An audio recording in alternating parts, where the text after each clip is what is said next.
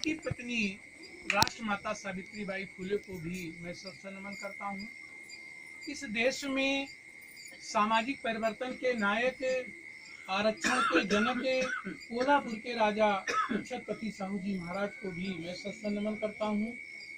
इस आधुनिक भारत के निर्माता, भारतीय संविधान के निर्माता, जिनके अथक त्याग और बलिदान के कारण बहुजन समाज के चेहरे पर हंसी आई है। आज आपके पास मकान है, गाड़ी है, बंगला है, नौकरी है, ये सब कुछ देने वाले हमारे भगवान परम पूज्य बाबा साहब डॉक्टर अम्बेडकर को भी मैं सत्संग नमन करता हूँ।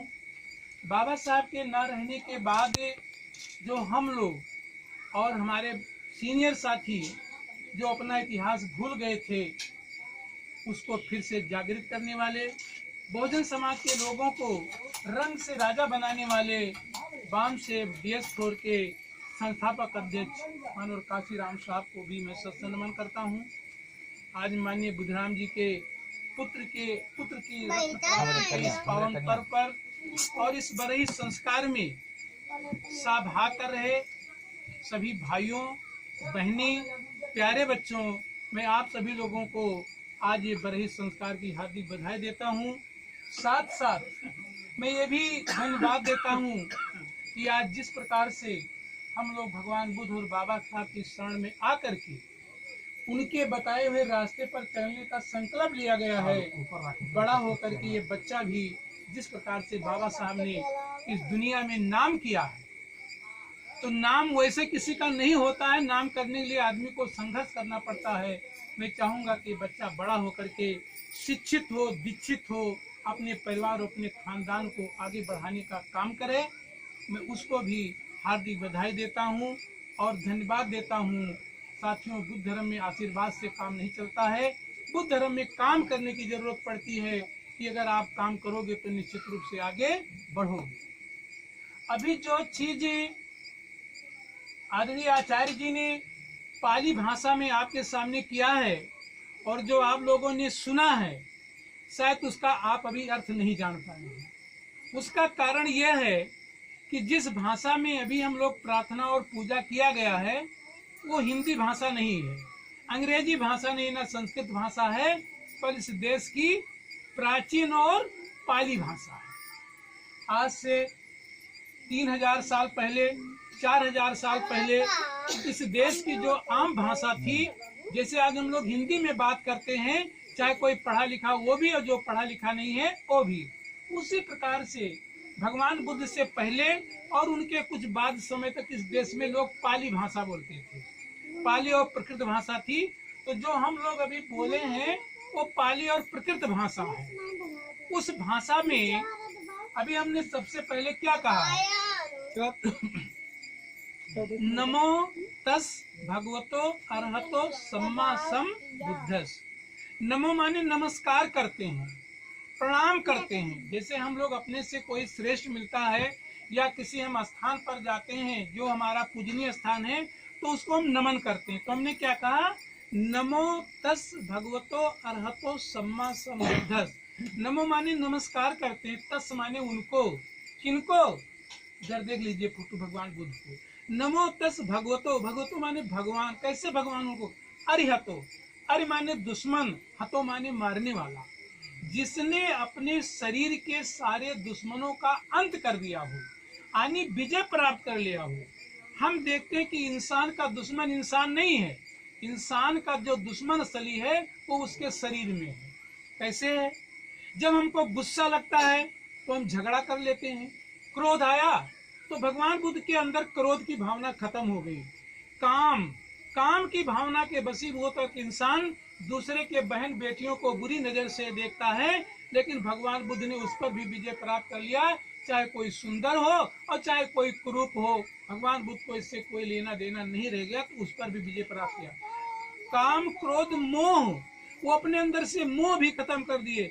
लोभ, ईर्षा, इन सारे चीजों पर इस धरती पर भगवान बुद्ध पहले मानव हुए जिन्होंने इन सारी चीजों पर विजय प्राप्त कर लिया। और समय संबुद्ध, यानी उनकी जो वाणी थी, जो कुछ बोलते थे वो अच्छी और सबके भलाई के बोलने वाले, ऐसे तथागत भगवान बुद्ध को मैं प्रणाम करता हूँ, नमस्कार करता हूँ। ये पहली लाइन का अर्थ है। इस बात को हमने 3 बार कहा है, एक बार नहीं 3 बार क्यों कहा जाता है? अभी तो जो नए बच्चे हैं वो नहीं जानते हैं, पुरानी चाहे स्त्री हो चाहे पुरुष, जब हम कोई बात 3 बार कह देते थे तो ये माना जाता था कि ये बात पक्की हो गई, हम अपने बात से बदलेंगे नहीं, इसलिए इसको हमने 3 बार कहा। उसके बाद हमने क्या किया? बुद्धं शरणं गच्छामि। बुद्धं माने बुद्ध, यानी भगवान बुद्ध, अर्थात मैं भगवान बुद्ध के शरण में जाता हूँ। भगवान बुद्ध का शरण क्या है? भगवान बुद्ध का शरण है ज्ञान और विज्ञान, यानी जो भी काम करेंगे हम बुद्धि से सोच विचार करके करेंगे, बिना बुद्धि से सोचे विचारे हम कोई काम नहीं करेंगे। इसलिए जब हम ज्ञान और विज्ञान से बात करते हैं तो इसलिए हम कहते हैं बुद्धं शरणं गच्छामि, क्योंकि बुद्ध ने सबको सही रास्ता बताया है। इसलिए हम बुद्धं शरण, फिर हमने क्या कहा? धम्मं शरणं गच्छामि। धम्मं माने होता है रास्ता, धम्मं माने रास्ता, मार्ग। भगवान बुद्ध ने सारे इंसानों के लिए मार्ग बताया है। अब जो लोग मार्ग पर नहीं चलेंगे सही, अभी जैसे कुछ लोग आए हैं, भाई साहब बता रहे हैं कि इधर निकलिए सड़क हो जाए, अब कोई नहीं माना कहता ना वैसे सीधे चले जाएंगे तो उसको सांप गोजर भी काट सकते हैं, कांटा गड़ सकता है। तो भगवान बुद्ध ने संसार के सारे मनुष्यों के लिए, भैया तुम सीधे खड़े, तुम क्या बाजी हो, तो लड़का है नहीं, तुम तो भी जानो। तो उन्होंने सबके लिए रास्ता बताया कि सही रास्ते पर चलोगे तो तुम्हारी उन्नति होगी, गलत रास्ते पर चलोगे तो तुम्हारी अवनति होगी, तुम बर्बाद हो सकते हो। इसलिए उन्होंने कहा धम्मं शरणं गच्छामि, यानी धम्म के रास्ते पर चलो, सही रास्ते पर चलो। फिर कहा संघं शरणं गच्छामि। संघम माने संगठन, यानी संघ में चलो। संघ क्या है? आदमी जब से पैदा होता है और मरने के दिन तक आदमी को संघ की जरूरत होती है। जैसे अगर आज बरही संस्कार है, ये जितने लोग आए हैं, रिश्तेदार, हित मित्र, भाई पटीदार, बहन बेटी, ये सब मिलाकर के एक संघ बन गया। जो संघ बन गया तो इससे हमारा जो काम है आसान हो गया। कोई कुछ काम करने लगा, लेकिन संघ उसको कहते हैं जो ईमानदारी से चरित्रवान लोग इकट्ठा होकर कोई काम करते, उसे भगवान बुद्ध का संघ कहते हैं। इसको भी हमने कहा है दूसरी बार और तीसरी बार। दूसरी बार बुद्ध के शरण में जाते हैं, धम्म के शरण में जाते हैं और संघ के शरण में जाते हैं। तीसरी बार भी हम बुद्ध और धम्म और संघ के शरण में जाते हैं। इसके बाद आपने ग्रहण किया है पंचशील। पंच माने 5, शील माने नियम। 5 नियम आपने ग्रहण किया भी। वो 5 नियम किसने बनाया? ये 5 नियम भगवान बुद्ध ने आज से करीब 2500 साल पहले सारनाथ में, जो बनारस में है, जब उन्होंने अपने 5 भिक्षुओं को शिक्षा दिया तो संसार में सारे मनुष्यों को मनुष्य जैसे रहने के लिए उन्होंने 5 बात बताया कि अगर जो कोई 5 नियम हमारे मानेगा तो वो इंसान अपने आप सुखी हो जाएगा। अगर वो 5 बात नहीं मानेगा नियम को, वो इंसान चाहे जितना धनवान हो और चाहे ज्यादा ताकतवर हो, लेकिन वो हमेशा दुखी रहेगा। उसको कहते हैं पंचशील। पंच माने 5, शील माने नियम। वो कौन सा? पहला नियम उन्होंने कहा पाणाति पाता बेरमणि शिक्षा पदम समादयामि। पाणाति माने प्राणी, प्राणी माने जीव, चाहे वो मनुष्य हो, चाहे वो जानवर हो, चाहे बीची कुत्ती, सांप गोजर, कोई भी हो। भगवान बुद्ध ने क्या कहा? पाणाति माने प्राणी, जीव। हाता माने मारना या हत्या करना। पाणाति पाता बेरमणि, बेरमणि माने दूर रहना, विरत रहना। शिक्षा पदम समादयामि, मैं शिक्षा ग्रहण करता हूँ। मैं किसी जीव की हत्या न करने, किसी जीव जंतु को मारने की मैं कसम खाता हूँ। न मैं किसी जीव जंतु को मारूंगा और न मैं किसी की हत्या करूंगा। अब अगर नहीं मानोगे, किसी की हत्या करोगे, मारपीट करोगे, तो बाबा साहब डॉक्टर अम्बेडकर ने भारत का संविधान बना दिया है, सीआरपीसी और आईपीसी बन चुकी है। गलत काम करोगे तो तुम्हारे लिए जेल का रास्ता है। किसी जीव को मारोगे तो तुम्हारे लिए कल्याण का रास्ता नहीं है। ये बात भगवान बुद्ध ने कहा है। क्यों कहा है? भगवान बुद्ध जानते थे कि इंसान इतना स्वार्थी और लालची है कि ये लड़ाई झगड़ा मारपीट और फरेब में लगा रहता है। दूसरी बात भगवान बुद्ध ने क्या कहा, आदिन्ना, आ माने बिना, दिन्ना माने दिए हुए, बेरमणी माने दूर रहना। मैं किसी के बिना दिए हुए उसका सामान न लेने की शपथ ग्रहण करता हूँ। मैं शपथ ग्रहण करता हूँ कि मैं चोरी नहीं करूंगा, डकैती नहीं करूंगा, दूसरे के सामान को मैं अपना सामान नहीं बना लूंगा। कि सामान रखा है और चुप्पे से किसी की मिल गया, रख लिया, चले गए। हमें तो भगवान बुद्ध कहते हैं कि इंसान को चोरी नहीं करना चाहिए, डकैती नहीं करना चाहिए, बदमाशी नहीं करना चाहिए और छिनैती नहीं करना चाहिए। क्यों? क्योंकि जो चोरी करता है वो भी दुखी रहता है और जिसके चोरी हो जाती वो भी दुखी हो जाता है। अभी कोई आदमी बैंक से रुपया निकालने जाए, 4 लोग रास्ते में छीन ले, मानो उसके लड़की की शादी, तो कैसे हो पाएगी? भगवान बुद्ध जानते थे कि यह मनुष्य इतना धूर्त और बेईमान है, इसलिए उसको सील पर चलने की जरूरत है। तीसरी बात जो भगवान बुद्ध ने कहा है वो बहुत ही महत्वपूर्ण बात कहा है। आज इसके इस देश में, भारत में उसकी सख्त जरूरत है। क्या कहा उन्होंने?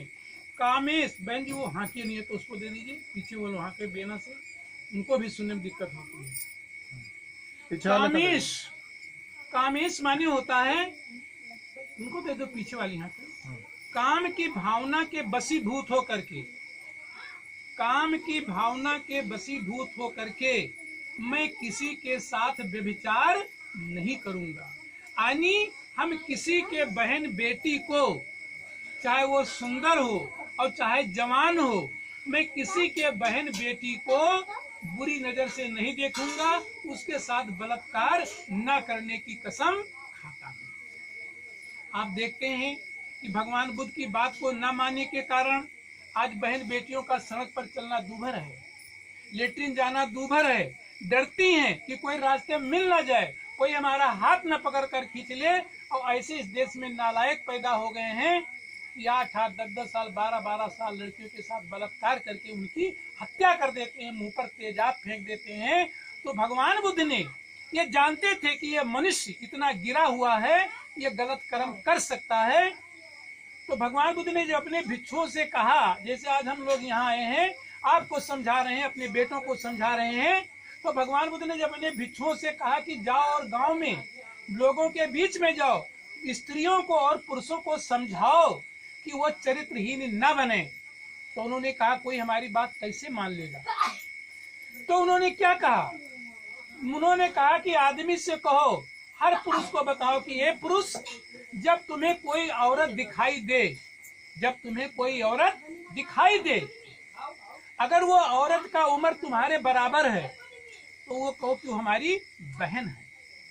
यदि तुमसे उम्र में कोई औरत बड़ी है तो ये समझो कि तुम्हारी माँ है। और जब तुमसे कोई छोटी हो तो उसको आप अपनी बेटी मानिए। जब हम संसार में, चाहे वो हमारे देश की हो और चाहे विदेश की हो, चाहे किसी जात की लड़की औरत है, संसार की सारी औरतों को अपनी पत्नी को छोड़ करके जो हमारा रिश्ता होना चाहिए वो माँ, बहन और बेटी का होना चाहिए। जब हम सारी औरतों को माँ, बहन और बेटी मान लेंगे तो फिर हमारे अंदर गंदगी नहीं पैदा होगी।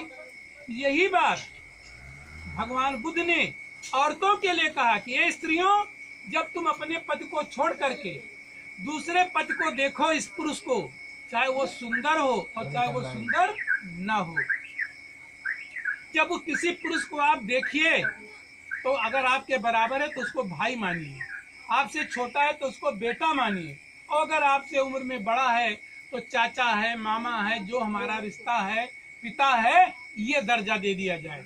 अब इस संसार में अगर सारे लोग इस बात को मान लें कि संसार में रहने वाले सारे स्त्री पुरुष भाई बहन हैं, बेटा माँ है और बेटा और पुत्री है, बेटा माँ बाप है, तो क्या गंदगी पैदा होगी? गंदगी नहीं पैदा होगी। नालायक से नालायक आदमी भी अपने बहन बेटी के साथ गंदी हरकत नहीं कर सकता है।